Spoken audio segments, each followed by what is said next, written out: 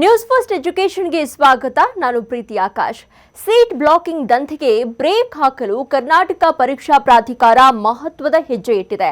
Seat ಪಡೆದು college ಸೇರಿದ ವಿದ್ಯಾರ್ಥಿಗಳಿಗೆ ಬಿಗ್ ಶಾಕ್ ಕೊಟ್ಟಿದ್ದು ಕಳ್ಳಾಟಕ್ಕೆ ಕಡಿವಾಣ ಹಾಕಲು ವಿಟಿಯು ಮೊರೆ ಹೋಗಿದೆ. ಈ ಬಗ್ಗೆ ಕಂಪ್ಲೀಟ್ ಡೀಟೇಲ್ಸ್ ಹೇಳ್ತೀವಿ ನೋಡಿ.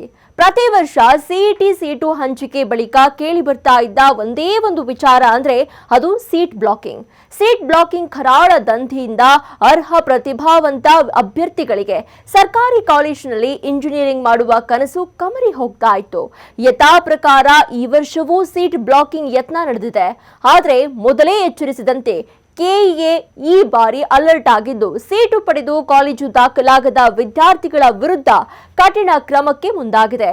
ಒಂದಲ್ಲ ಎರಡಲ್ಲ ಒಟ್ಟು 351 ಅಭ್ಯರ್ಥಿಗಳು ಸೀಟ್ ಪಡೆದು ಸಿಇಟಿ 3ನೇ ಸುತ್ತಿನ ಸೀಟು ಹಂಚಿಕೆ ಬಳಿಕವೂ ಕೂಡ ಕಾಲೇಜು ಅಡ್ಮಿಷನ್ ಮಾಡಿಸಿಕೊಂಡಿಲ್ಲ. ಅಂತಹ ವಿದ್ಯಾರ್ಥಿಗಳಿಗೆ ಕಾರಣ ಕೇಳಿ ಕೆಇಎ ಕಾರ್ಯನಿರ್ವಾಹಕ ನಿರ್ದೇಶಕ ಪ್ರಸನ್ನ ಶೋಕಾಸ್ ನೋಟಿಸ್ ಅನ್ನ ಜಾರಿ ಮಾಡಿದ್ದಾರೆ. ಅಷ್ಟೇ ಅಲ್ಲದೆ ಅವರ ಸಂಪೂರ್ಣ ವಿವರ ವಿಟಿಯುಗೆ ಸಲ್ಲಿಕೆ ಮಾಡಿ ಯಾವುದೇ ಮಾರ್ಗದಿಂದಲೂ ಅಡ್ಮಿಷನ್ ಕೊಡದಂತೆ ತಿಳಿಸಿದ್ದಾರೆ. ಇನ್ನು ಕೆಇಎ ಶೋಕಾಸ್ ನೋಟಿಸ್ ನಲ್ಲೇನಿದೆ ಅಂತ ನೋಡೋದಾದ್ರೆ ಕಾಮೆಡ್ ಕೆ ಅಥವಾ ಮ್ಯಾನೇಜ್ಮೆಂಟ್ ಸೀಟು ಕೂಡ ಸದ್ಯದ ಮಟ್ಟಿಗೆ ಈ 351 ಅಭ್ಯರ್ಥಿಗಳಿಗೆ ಕೊಡಬಾರದು ಅಂತ ಕೆಇಎ ತಿಳಿಸಿದೆ. ಇನ್ನು 351ಕ್ಕೆ 351 ಅಭ್ಯರ್ಥಿಗಳು ಸೀಟ್ ಬ್ಲಾಕ್ ಮಾಡಿದ್ದಾರೆ ಅಂತ ಹೇಳೋಕೆ ಅಸಾಧ್ಯ. ಕೆಲವರು ವೈಯಕ್ತಿಕ ಕಾರಣಗಳಿಂದ ಅಡ್ಮಿಷನ್ ಆಗದೇ ಇರಬಹುದು. ಇದೇ ಕಾರಣಕ್ಕೆ ಅವರಿಗೆ ಕಾರಣ ಕೇಳಿ ಶೋಕಾಸ್ ನೋಟಿಸ್ ಜಾರಿ ಮಾಡಲಾಗಿದೆ. ಅಭ್ಯರ್ಥಿಗಳು ಅಡ್ಮಿಷನ್ ಆಗದ ಸೀಟು ಖಾಸಗಿಯವರಿಗೆ ಲಾಭ ಮಾಡಿಕೊಳ್ಳಲು ದಾರಿಯಾಗುತ್ತೆ. ಈ ಹಿನ್ನೆಲೆ ಕಾರಣ ಈ ಒಂದು ನೋಟಿಸ್ ಅನ್ನ ಜಾರಿ ಮಾಡಲಾಗಿದೆ.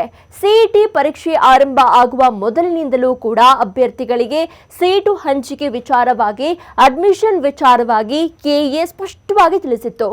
ಒಂದೊಮ್ಮೆ ಡ್ರಾಪ್ ಆದ್ರೂ 2 ಸುತ್ತಿನ ಸೀಟು ಹಂಚಿಕೆ ಆದ್ಮೇಲೆ 3ನೇ ಸುತ್ತಿನ ಸೀಟು ಹಂಚಿಕೆ ಮೊದಲೇ ನಿರ್ಣಯ ಕೈಗೊಳ್ಳಬೇಕು ಅಂತ ಹೇಳಿತ್ತು. ಇಷ್ಟಾದ್ರೂ ಅಭ್ಯರ್ಥಿಗಳು ಪ್ರತಿಭಾವಂತ ವಿದ್ಯಾರ್ಥಿಗಳಿಗೆ ಸೀಟು ಸಿಗದೇ ಇರೋ ರೀತಿ ಮಾಡಿರುವುದು ದುರಾದೃಷ್ಟಕರ. ಈ ರೀತಿ ಮಾಡಿ ಖಾಸಗಿಯವರಿಗೆ ಲಾಭ ಮಾಡಿಕೊಡುವ ಕೆಟ್ಟ ಹವ್ಯಾಸಕ್ಕೆ ಕೆಇಎ ಬ್ರೇಕ್ ಹಾಕಲು ಹೊರಟಿರುವುದು ಒಳ್ಳೆ ನಡೆಯೇ ಸರಿ. ಮತ್ತಷ್ಟು ಇಂಟ್ರೆಸ್ಟಿಂಗ್ ಕಂಟೆಂಟ್ಗಾಗಿ ನ್ಯೂಸ್ ಫಸ್ಟ್ ಎಜುಕೇಷನ್ ಸಬ್ಸ್ಕ್ರೈಬ್ ಮಾಡಿ.